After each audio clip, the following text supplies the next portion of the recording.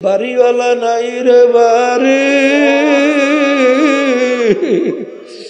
নাই রে দুনিয়াতে। আল্লাহ, আরে এমন ঘরে যাইতে হবে যেই ঘরে নাই বাতি, এমন ঘরে থাকতে হবে যেই ঘরে নাই সাথী। এ নাফরমান, কবরে নাফরমান কোন অবস্থায় থাকবে? আল্লাহর হাবিব বলেন, সমুদ্রের মধ্যে যদি কেউ পইরা যায়, সমুদ্রের তুফানে একবার তার মাথার নিচের দিকে নিয়ে যায়, আবার বাঁচার জন্য মাথা উপরের দিকে উঠায়, আবার তুফানে তার মাথা নিচে নিয়ে যায়, আবার বাঁচার জন্য মাথা উপরে উঠায়, আর উপরে বড় আশা নিয়ে ঢালো ঢালো তাকায়, আমাকে উপর থেকে একটু কেউ ধরেনি। ডোবে ওঠে, ডোবে ওঠে, ও যে বিপদের মধ্যে আছে। নাফরমান কবরের ভিতরে এইভাবে থাকবে। আর যখন কবরের পাশ থেকে সন্তান যাবে, ডাক দিয়ে বলে, আমার প্রিয় ছেলে, জাহান্নামের আগুনে জ্বলতে জ্বলতে আমার কলিজাটা পুইরা কয়লা হইয়া গেছে, আমার জন্য একটু দোয়া করো। তুমি যত চিল্লাবা, যত কাঁদবা, শুনবেও না, তোমার জন্য দোয়াও করবে না। ফালিয়াদহাকু কালিলান ওয়ালিয়াবকু কাসীরা। হে আমার বান্দা বান্দিরা, তোমরা বেশি বেশি পরিমাণে কান্দো, কম কম হাসো। এখানে বেশি কান্নার জন্য কে বলছে? হ্যাঁ, আল্লাহ বলছেন বেশি কান। আল্লাহ রাসূল সাল্লাল্লাহু আলাইহি ওয়াসাল্লাম বলেন বেশি কান। আর বর্তমানে বাইরেছি যে হাসায়, আল্লাহ আমাকে আমাদের সবাইকে মাফ করে দেয়।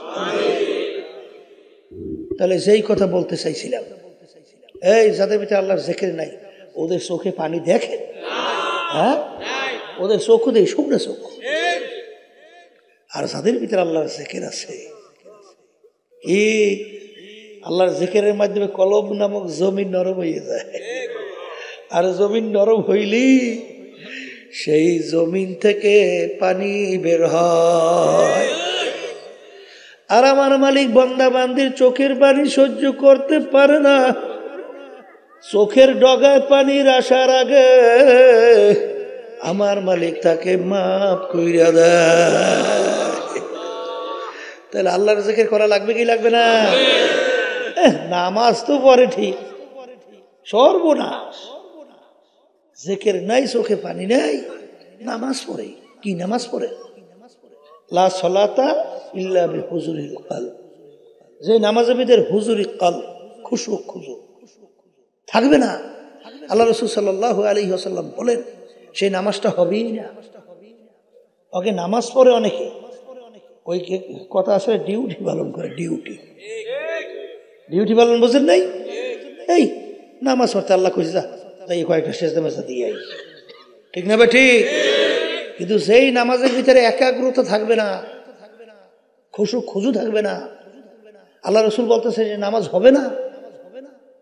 তা নামাজের ভিতরে একাগ্রতা লাগবে, আসতে কয়। আচ্ছা, এই জন্য তো আল্লাহ রাব্বুল আলামিন তোমাকে আমাকে হুকুম করেন,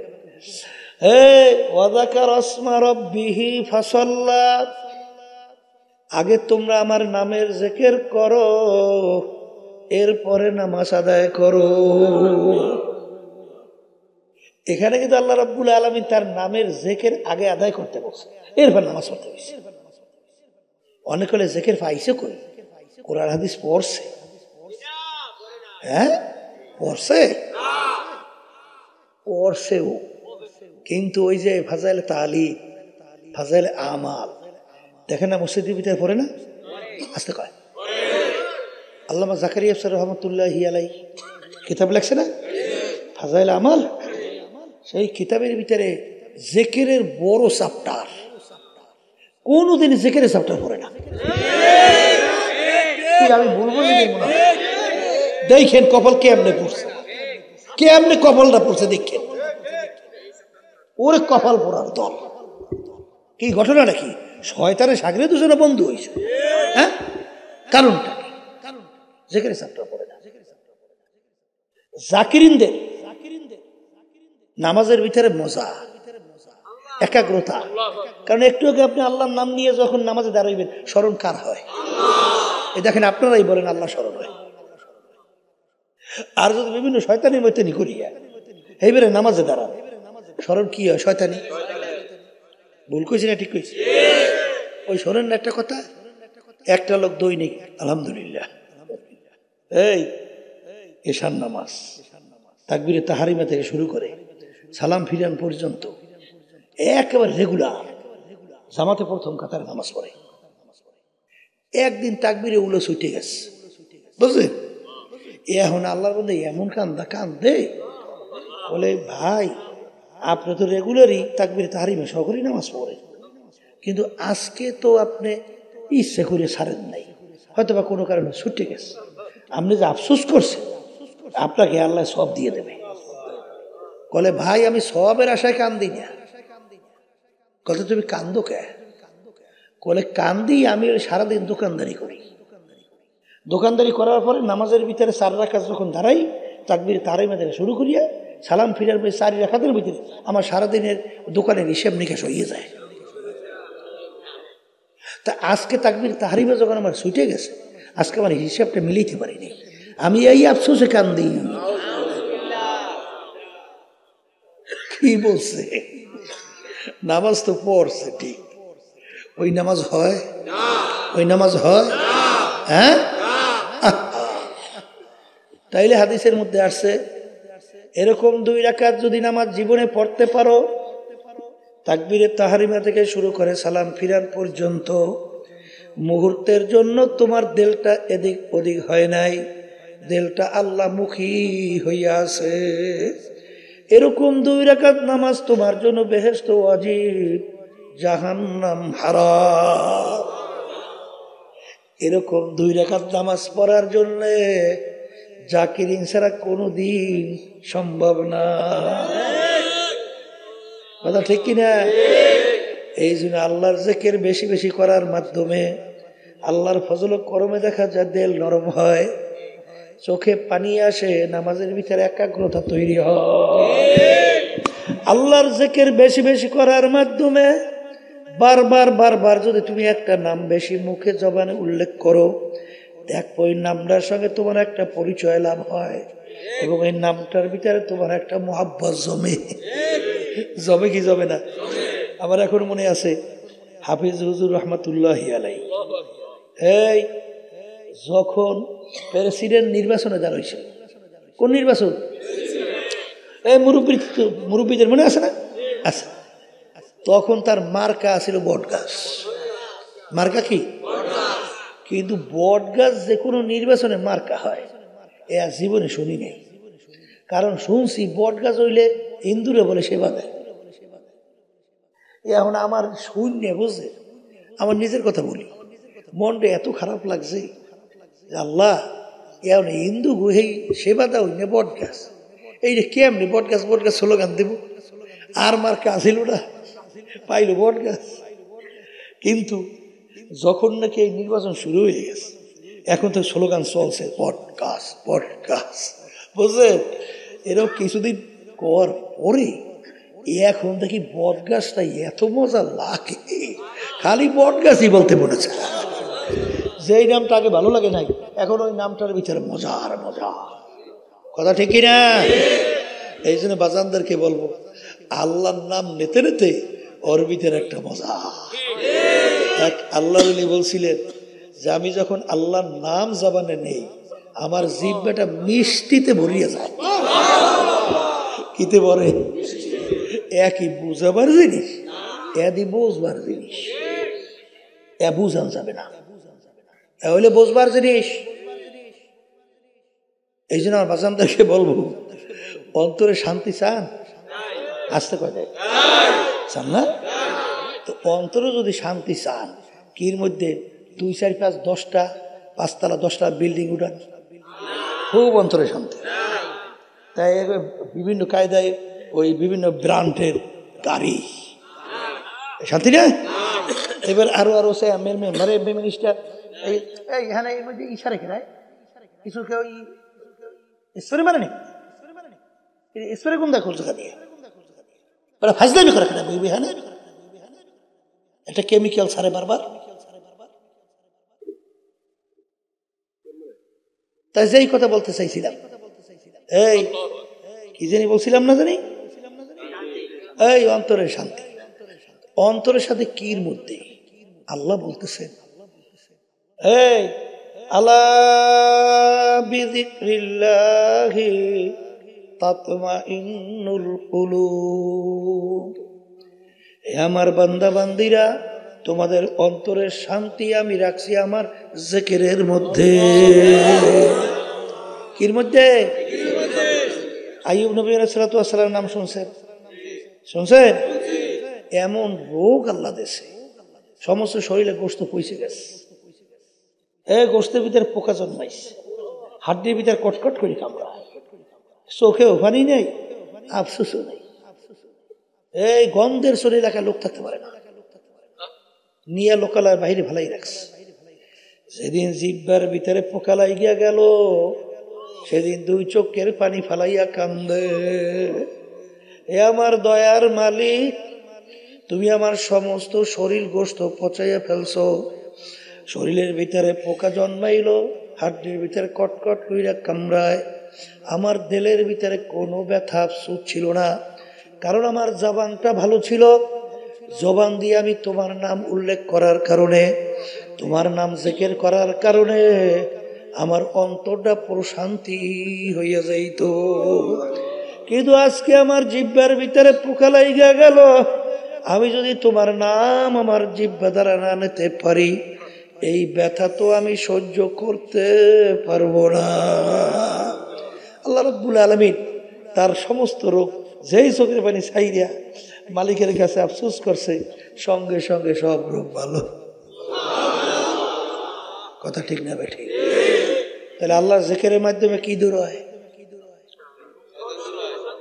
না, শয়তান দূর হয়। কথা ঠিক?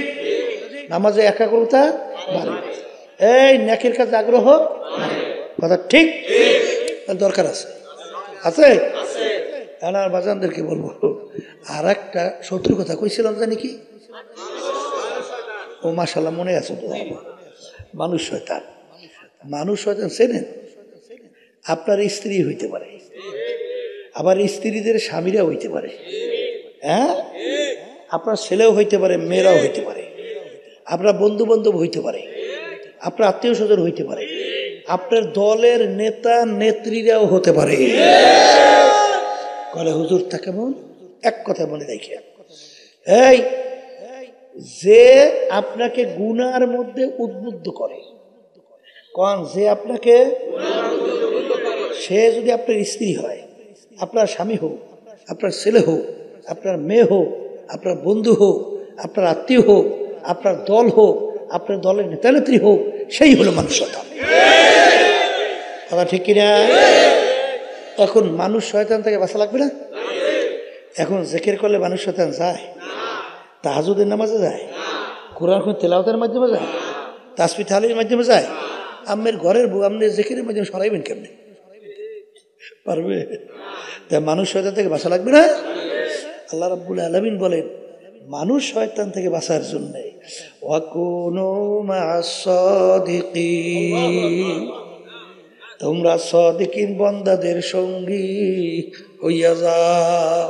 সোহবতে সালেহ তোরা সালেহ কুনাদ, সোহবতে তালেহ তোরা তালেহ কুনাদ, জামানা সোহবত বা আউলিয়া বেহতরা সদ সালে তাআত বেরিয়াব গেলে খুশবু ইদার হাম্মামে রোজে রসিদাস্তে মাহবুবে বাদাস্তা। বলেন সৎসঙ্গে স্বর্গবাস।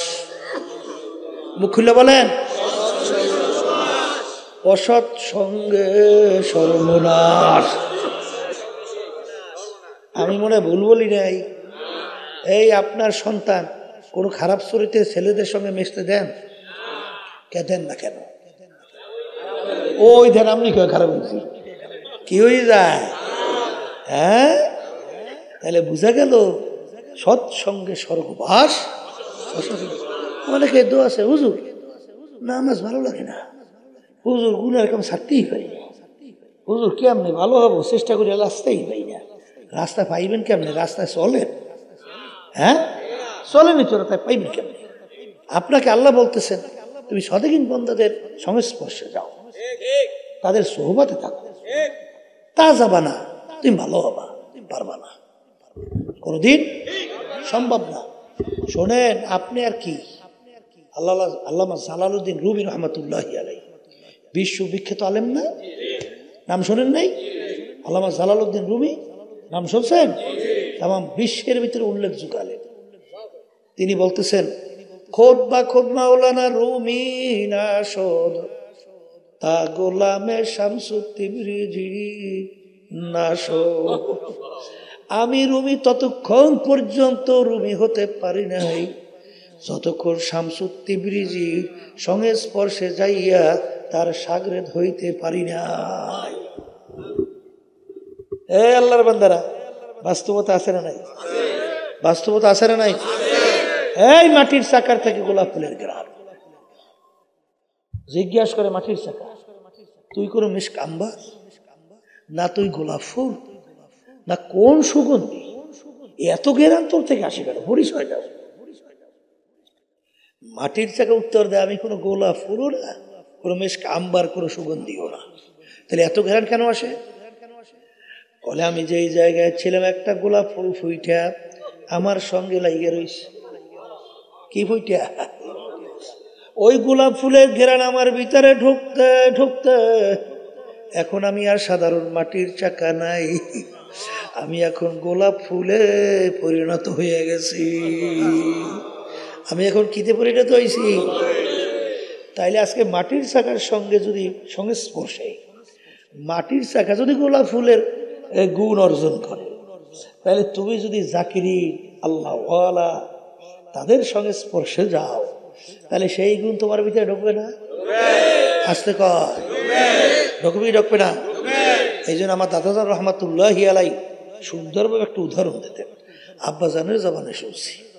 কি উদাহরণ? যার মুরব্বী নাই, ওর মুরব্বী হয় শয়তান।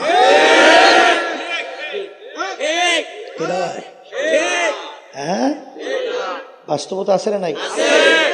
এই ফাও কথা বুঝছেন না। আল্লাহ রাসূল সাল্লাল্লাহু আলাইহি ওয়াসাল্লাম বলেন, সাহাবায়ে কেরামদেরকে লক্ষ্য করিয়া, এ আমার সাহাবারা, তোমাদের প্রত্যেকের জন্য ভিন্ন ভিন্ন একটা শয়তান নির্ধারণ করা আছে, প্রত্যেকের জন্য।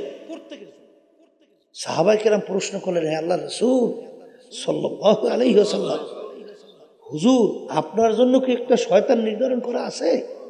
আপনার জন্য কি একটা শয়তান নির্ধারণ করা আছে? সাহাবারা প্রশ্ন করছে। আল্লাহ রাসূল সাল্লাল্লাহু আলাইহি ওয়াসাল্লাম বলেন, হ্যাঁ আমার জন্য একটা শয়তান নির্ধারণ করা আছে, কিন্তু ওয়ালাকিন আসলামানি, কিন্তু ও আমার কাছে আত্মসমর্পণ করছে।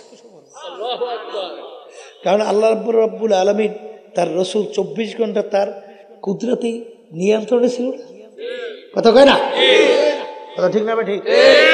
তাহলে শয়তান সবার জন্য নির্ধারিত।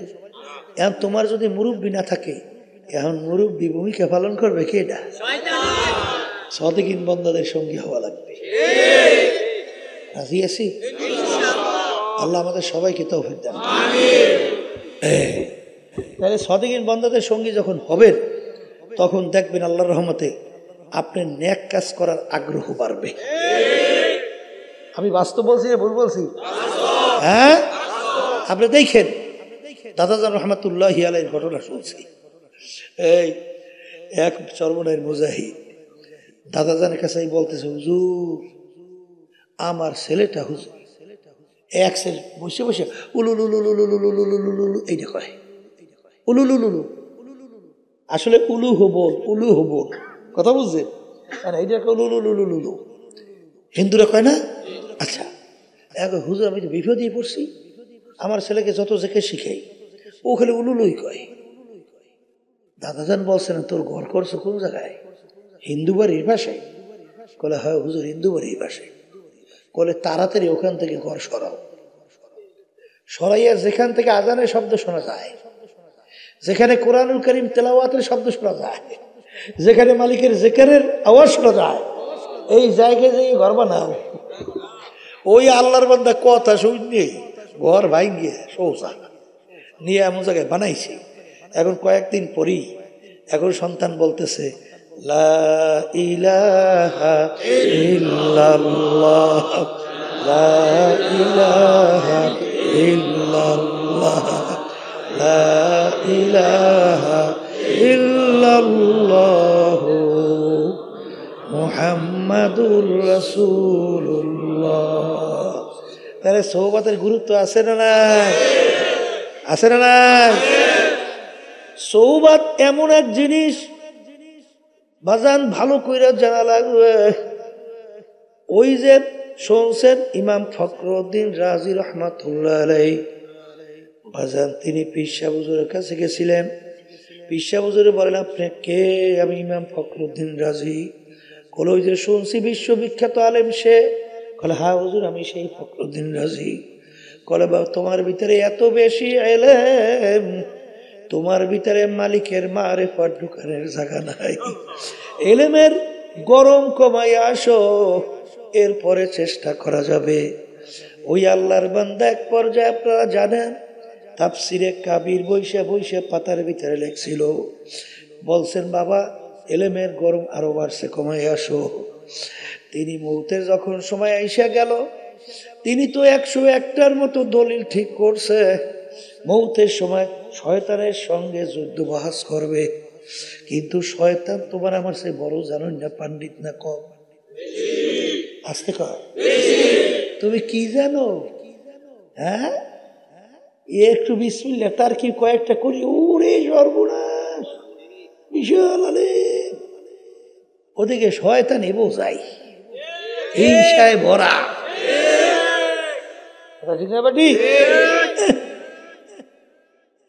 আসমানি 104 কিতাব, এই 104 কিতাবের ইলম আল্লাহ রাব্বুল আলামিন ইবলিসের মধ্যে দান করছে।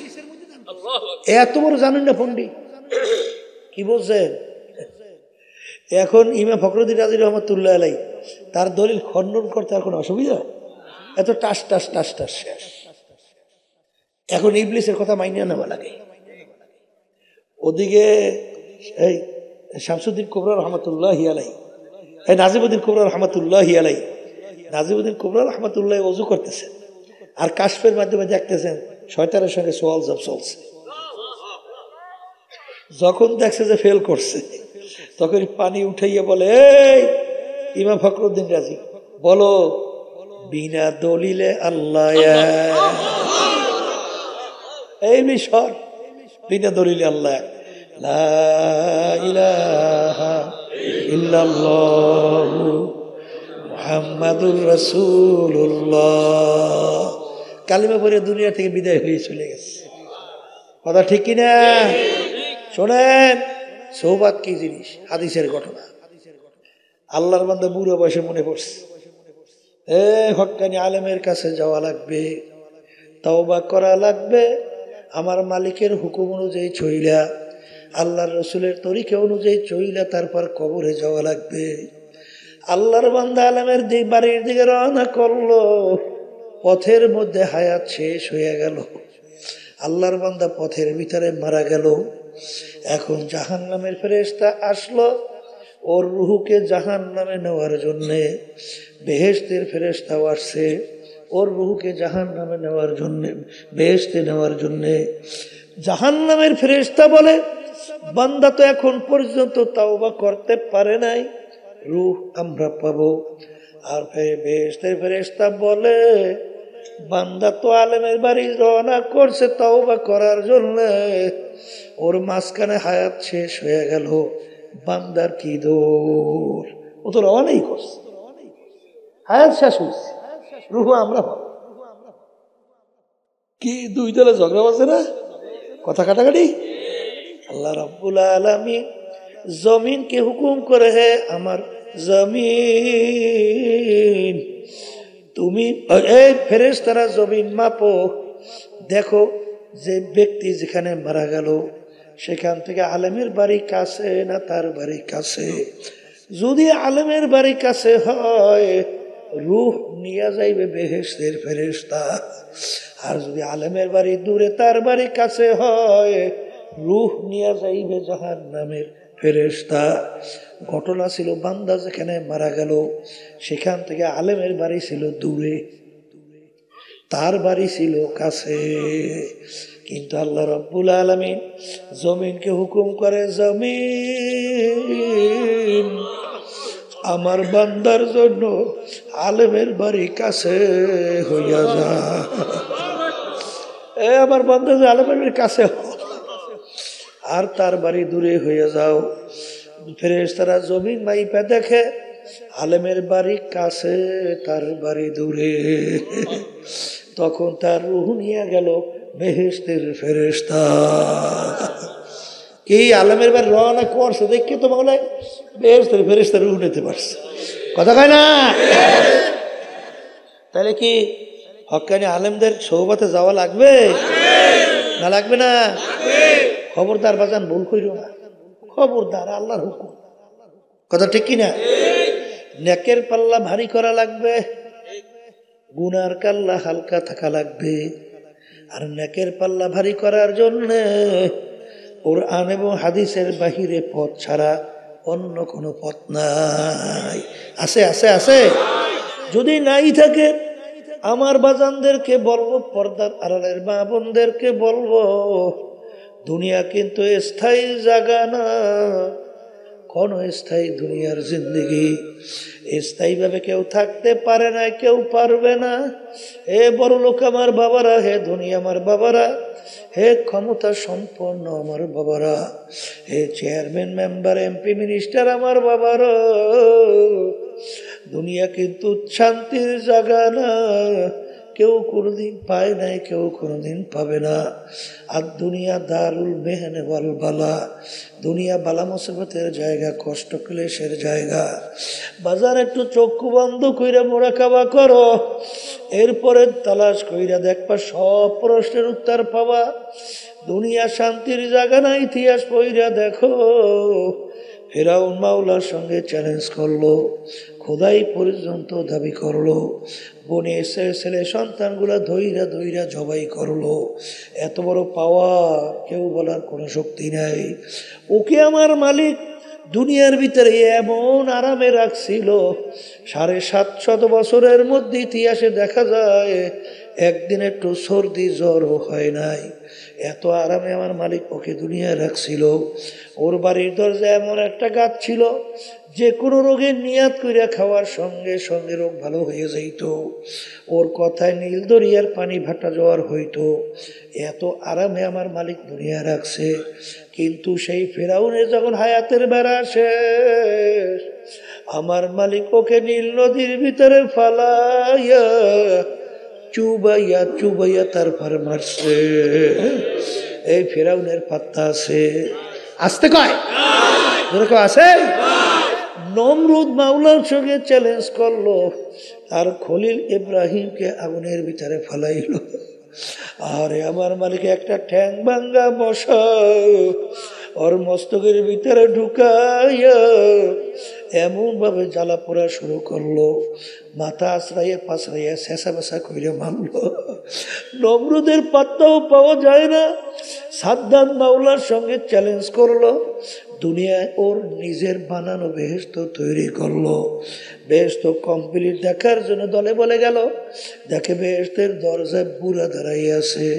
এ বুড়াটাকে আজরাইল ডাক দিয়া বলে, ওরে খবিস, আমি আজরাইল আছি তোর জান কবজ করার জন্য। শোনার সঙ্গে সঙ্গে থরকম্পন শুরু হয়ে গেল। আরে খবিস সাদ্দাত বলে, ভাই আজরাইল বড় শখ কইরা বেহেশত তৈরি করলাম, একটা নজর দেখার সুযোগ দাও। ওরে খবিস আমার মালিকের সমস্ত নেয়ামত ভোগ করছ, আমার মাওলার দেওয়া নেয়ামত চক্ষু দিয়া দেখছ, আমার মালিকের নেয়ামত জিহ্বা দিয়া কথা বলছ, আমার মালিকের দেওয়া নেয়ামত হাত পা দিয়া কাজ করছো, আমার মালিকের দেওয়া নেয়ামত ব্রেন দিয়ে পড়াশোনা করছো, এই ব্রেন দিয়া ব্যবসা বাণিজ্য কইরা সম্পদ গুছাইছ, এই ব্রেন দিয়ে অনেক কিছু করলি।